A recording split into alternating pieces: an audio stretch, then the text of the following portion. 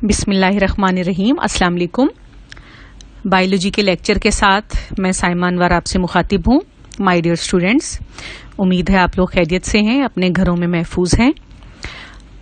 हम आज कल वाले लेक्चर को ही लेकर आगे चल रही हैं जी। पेज नंबर 132 पे आज हमारा जो लेसन है दैट इज डीएनए रेप्लिकेशन, और बहुत ही इम्पॉर्टेंट ये भी एक टॉपिक है। अक्सर ये पेपर में आ जाता है, लॉन्ग क्वेश्चन में भी आता है और शॉर्ट में भी आता है, इसलिए इस पर भी आप खसूसी तवज्जो करेंगे। और उम्मीद है कल वाला लेक्चर भी आपने खास तौर पे देखा होगा, because that was also an important topic. Examination point of view से काफी अहम था वो भी, और आज वाला भी काफी अहम टॉपिक है जी, डीएनए रेप्लिकेशन। रेप्लिका बहुत ही कॉमन लफ्ज है। रेप्लिका लफ्ज इसका मतलब होता है कॉपी। ओरिजिनल की जिसको हम कॉपी बनाते हैं तो हम उसको कहते हैं कि दैट इज अ रेप्लिका।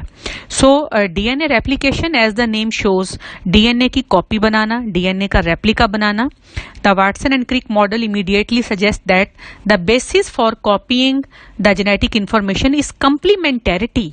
अब वाटसन और क्रिक का मॉडल लास्ट टाइम जो हमने डिस्कस किया, अगर आपको उसकी थोड़ी सी भी समझ आई है तो हमने बात यहां पर खत्म की थी कि हमने कहा था कि एडेनिन हमेशा थाइमिन के साथ पेयरिंग करता है और साइटोसिन जो है वो हमेशा गुआनिन के साथ पेयरिंग करता है, और ये एक यूनिवर्सली यानी हमेशा से ऐसे ही होगा। हाँ, ये हो सकता है आरएनए में थाइमिन नहीं होता तो जो है वो यूरासिल उसमें पाई जाती है, यानी कि उसमें थाइमिन की जगह यूरासिल पाई जाएगी, लेकिन दीज आर यूनिवर्सल फैक्ट्स, आप इसमें कोई चेंजिंग नहीं ला सकते। तो वाटसन और क्रिक ने कहा कि ये कम्प्लीमेंटेरिटी। अच्छा, अब कॉम्प्लीमेंटेरिटी का अगर हम अंग्रेजी में हिसाब करें, या मैं आपको आसानी से अगर मैं कुछ समझाना चाहूं तो कॉम्प्लीमेंटेरिटी ये होता है, आपको आपकी क्लास की एग्जांपल देती हूँ कि क्लास में जैसे दो सहेलियां होती हैं, तो हम एक को देखते हैं तो हम कहते हैं कि अच्छा आज ये आई हुई है ना, तो इसकी सहेली भी आई हुई है। समटाइम्स ऐसे होता है, हम टीचर कहते हैं आज फलां नहीं आई तो आज उसकी सहेली ने भी छुट्टी की होगी। तो यानी इतना वो एक दूसरे को कॉम्प्लीमेंट करते हैं कि एक के बगैर दूसरे का तस्वुर ही नहीं हम कर सकते। तो यहाँ पर भी हम कॉम्प्लीमेंटेरिटी को एक आसान मिसाल से आपको मैंने समझाया। तो यहाँ पे कॉम्प्लीमेंटेरिटी ये है बेटा कि अगर एडेनिन होगी तो हो ही नहीं सकता कि थायमिन ना हो। तो ए के सामने हमेशा टी आता है और सी के सामने हमेशा जी आता है। ये हमेशा ऐसे ही ग्रुपिंग करते हैं एक दूसरे के साथ, दैट इज कॉल्ड कम्प्लीमेंटेरिटी। तो इसका मतलब ये हुआ बेटा कि अगर हमारे पास इस डीएनए का एक धागा हो और उसके ऊपर ये कतार में लगे हुए हैं, तो हम गेस कर सकते हैं ना कि भाई दूसरे धागे में क्या आएगा। मिसाल के तौर पे आपके सामने डीएनए का एक धागा है और उस पे लिखा हुआ है ए टी सी जी, आप किसी भी सीक्वेंस में लिख लें, तो आपको पता है कि ए के सामने जो है ये टी ने आना है और सी के सामने जो है वो जी ने आना है। तो अगर आपके पास एक धागा हो तो आप उसका जो दूसरा सीक्वेंस है जो उसके सामने आएगा आप उसको गेस कर सकते हैं। This is called complementarity. तो कहता है if one were to unzip the molecule. अब यहाँ पर डीएनए को वो एक जिप से मुशाबिहत दे रहा है। आप सबने जिप को देखा होगा कि जब आप उसको खोलते हैं तो वो अलहदा हो जाती है और उसके दंदे आपको नजर आते हैं। अगर आप उसका जो जिपर होता है उसके ऊपर मूव करते हैं तो वो आपस में लॉक हो जाते हैं। अगर आप उसको अनजिप करें तो वो खुल के दो हिस्सों में हो जाती है। तो यहाँ पर बिल्कुल डीएनए भी आपको एक जिप की तरह जो है आप उसको समझ लें, जस्ट लाइक अ जिपर, और आप उसको खोल भी सकते हैं और आप उसको बंद भी कर सकते हैं। तो यहाँ पर वो कहता है कि अगर हम डीएनए को अनजिप करें, इसको खोलें, तो one would need only to assemble the appropriate complementary nucleotides on the exposed single strand to form two daughter complexes with the same sequences। तो बेटा इसका मतलब ये हुआ कि अगर हमें एक धागे के ऊपर जो सीक्वेंस है उसका पता हो तो हम दूसरे धागे को ऑटोमेटिकली गेस कर सकते हैं।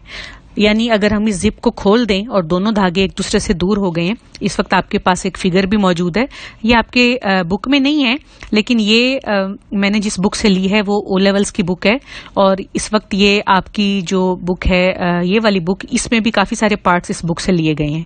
तो आपके लेवल की डायग्राम है, मैंने सोचा कि क्योंकि बहुत अच्छी डायग्राम है इसको क्यों ना ऐड कर दिया जाए। तो यहाँ पर आप देख सकते हैं ये एक डीएनए का धागा है जिसको उन्होंने जिप की तरह खोल कर जो है वो दिखाया हुआ है, दो हिस्से में हुआ है। ऊपर से ये अभी जुड़ा हुआ है लेकिन नीचे से जो है ये दो हिस्से में हो चुका है। और आप देखें कि इसमें कुछ कलरफुल सा इसको दिखाया हुआ है कि थायमिन के साथ एडेनिन जुड़ रहा है और साइटोसिन के साथ गुआनिन जुड़ रहा है। इस बेस पर आप देखें कि ये धागा जो ऊपर से देखने में एक ही नजर आता है वो पेरेंटल डीएनए है और नीचे से इसके दो हिस्से हो गए हैं, ये इसके दो डॉटर मॉलिक्यूल हैं।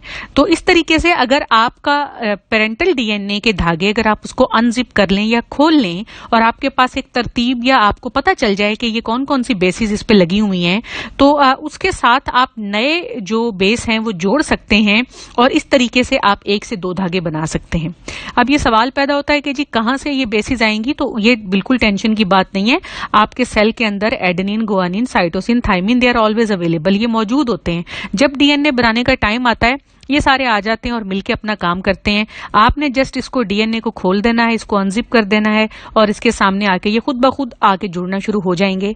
अब इस तरह की जो रेप्लिकेशन है जिसमें हम कहते हैं कि अगर हमें एक धागे की सीक्वेंस पता हो तो आप इससे 2 डॉटर कॉम्प्लेक्स बना सकते हैं, this type of replication is called semi conservative. अब ये लफ्ज भी बड़ा इंटरेस्टिंग है। सेमी का मतलब होता है हाफ, कंजर्वेटिव का मतलब होता है, हम कहते हैं जी फलां बंदा वो जी बड़े पुराने ख्यालात का है, कंजर्वेटिव है, तो मतलब हम कहेंगे पुराना। तो सेमी कंजर्वेटिव यानी आधा पुराना, क्योंकि आधा जो है वो नया बनेगा। Because while the sequence of the original duplex is conserve. अब इसको हम क्यों कह रहे हैं सेमी कंजर्वेटिव, क्योंकि आप देखें कि इसमें से जो डीएनए का पेरेंटल धागा था उसके 2 हिस्से हो गए और हर पुराने धागे ने अपने सामने एक नया धागा बना लेना है। 1 से ये 2 हो जाएंगे तो एक धागा पुराना होगा, एक धागा नया होगा, इसीलिए ये सेमी कंजर्वेटिव है, यानी आधा नया और आधा पुराना। So we can say that the original duplex is conserved after one round of replication, the duplex itself is not। तो एक रेप्लिकेशन के राउंड के बाद जो है वो धागे 2 हिस्से हो जाएंगे, पुराने धागे और उसके साथ एक नया धागा बन जाएगा। Instead each strand of the duplex become part of another duplex। लेकिन ये होगा कि जो पुराना जो पेरेंटल डीएनए था वो आधा हो जाएगा और उसमें से हर धागा अपने सामने एक नया धागा बना लेगा। So this is called semi conservative replication जिसमें डीएनए के the 2 strands of DNA duplex they separate out each acting as a model और मोल्ड। अब आपने कभी घर में कभी जेली को जमाया होगा या किसी स्वीट डिश को आप उसको किसी चीज में डाल के रखते हैं ताकि उस पर कोई डिजाइन बन जाए, तो यहाँ भी आप समझिए मोल्ड सांचे को कहते हैं। सांचे में कोई चीज डाली जाए तो वो ढल जाती है, उसकी शेप ले लेती है। तो इसमें जो पुराना धागा है वो एक मॉडल या नमूने के तौर पे या सांचे के तौर पे काम कर रहा है, जिसके साथ नए धागे आके जुड़ जाएंगे। नए न्यूक्लियोटाइड जो हैं दे आर अरेंज दस गिविंग राइज टू 2 न्यू डुप्लेक्सेस। जैसा कि आप डायग्राम में देखें बेटा, ऊपर से पुराना डीएनए है, नीचे से 2 हिस्से हो गया। एक धागा पुराना था पर्पल वाला और एक उसके साथ जो नया बन रहा है वो पिंक कलर का है। डायग्राम में देखिए old strand, new strands, daughter molecule में 1 strand is old and the other strand is new. तो इस तरीके से 1 से 2 हो रहे हैं। And in this process by the separation of 2 strands primary structure has been conserve. जो पुराना स्ट्रक्चर है वो भी मौजूद है, whereas the secondary structure has been disrupted. लेकिन इसी के साथ साथ आपको सेकेंडरी स्ट्रक्चर यानी नया स्ट्रक्चर भी नजर आ रहा है, एक नया और एक पुराना। तो एक तो इसका डीएनए रेप्लिकेशन के इसके यहाँ पर 3 हमारे पास कॉन्सेप्ट हैं, जिसमें से पहला कॉन्सेप्ट आपने लिया that is semi conservative replication. इसके अलावा बेटा हमारे पास 2 और हाइपोथेसिस भी हैं डीएनए रेप्लिकेशन के, आप इनको अंडरलाइन कर लें या हाईलाइट कर लें। द कंजर्वेटिव मॉडल नेक्स्ट आ रहा है जी, conservative model. Yes, conservative replication नाम से ही अंदाजा हो रहा है। कंजर्वेटिव यानी जिसमें कंजर्व रहे या फिर कोई चीज जो है उसमें पुराना और नया मिक्सिंग नहीं है, वो कंजर्व है। तो आप इसको जरा गौर करेंगे तो थोड़ी सी आपको बात समझ आ जाएगी। कंजर्वेटिव मॉडल ये कहता है कि parental double helix would remain intact, यानी वो जो पेरेंटल डीएनए है वो कभी भी एक दूसरे को छोड़ता नहीं है, वो हमेशा इंटैक्ट रहता है या अपनी जगह पे बरकरार रहता है।